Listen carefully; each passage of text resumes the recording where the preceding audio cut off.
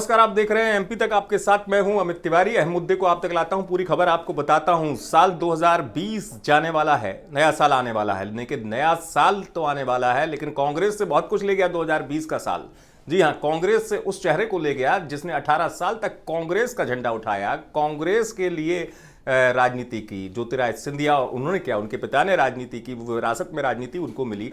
ज्योतिरादित्य सिंधिया, ये वो वर्ष है 2020 का जब वो पार्टी छोड़कर चले गए। इसको आप ऐसे समझिए कि पूरा घटनाक्रम इस लिहाज से रहा कि सिंधिया क्यों गए पार्टी छोड़कर इस साल में, ये सोचना होगा आपको।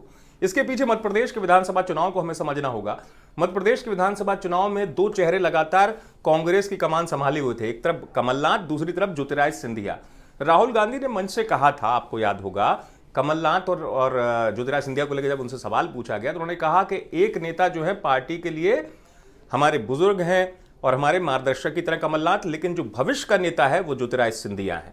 ज्योतिरादित्य सिंधिया के मन में शायद वो बात लगी राहुल गांधी की, क्योंकि वो राहुल गांधी के काफी निकट माने जाते थे। राहुल गांधी ने, आपको याद होगा, कहा भी था उनके इस्तीफे के बाद कि वो तो मुझसे सीधे मिल सकते थे, उनको कब किसने रोका था। हुआ ये कि ज्योतिरादित्य सिंधिया के मन में था कि अगर परिणाम पक्ष में आता है तो मुख्यमंत्री वो बनेंगे मध्य प्रदेश के। हुआ नहीं।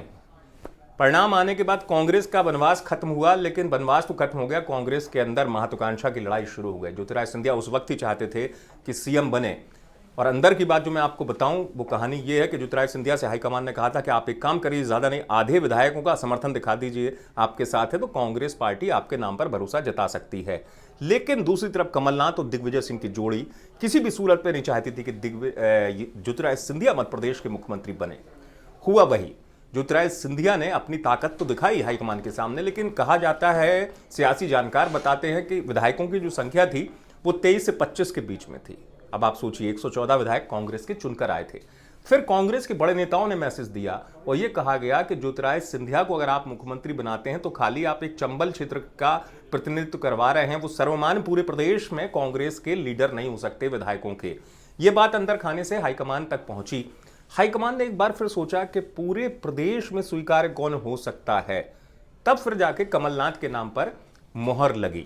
चलिए, यहां तो हो गई मुख्यमंत्री पद की बात, लेकिन इसके बाद धीरे धीरे मुखालफत होने लगी, विरोध के स्वर उठने लगे। एक बार मंच से टीकमगढ़ में ज्योतिरादित्य सिंधिया ने कहा था, अगर कर्ज माफी को लेकर या तमाम मुद्दों को लेकर सरकार अपने वादे नहीं निभाएगी तो मैं सड़क पर उतर जाऊंगा। जवाब में कमलनाथ से पूछा गया तो कमलनाथ जी का कहना यह था कि उतर जाए ना सड़क पर। देखिए, यहीं से पैटर्न पॉइंट आता है, सियासत मध्य प्रदेश की बदल जाती है। ज्योतिरादित्य सिंधिया बागी तेवर अपनाते हैं और मार्च तक आते आते ये स्थिति हो जाती है कि होली के दिन कांग्रेस की उम्मीदों का रंग फीका कर दिया था ज्योतिरादित्य सिंधिया ने। होली का दिन था वो, मुझे याद है, ज्योतिरादित्य सिंधिया ने कांग्रेस से इस्तीफा दे दिया था। उस कांग्रेस से जो उनके पिता लगातार, उनकी पिता राजनीति कांग्रेस से करते रहे। 18 साल की राजनीति ज्योतिरादित्य सिंधिया ने भी की और अंततः कांग्रेस को उन्होंने अलविदा कह दिया और यहीं से ज्योतिरादित्य सिंधिया का रास्ता बीजेपी की तरफ जा चुका था। आप देखते रहिए एमपी तक।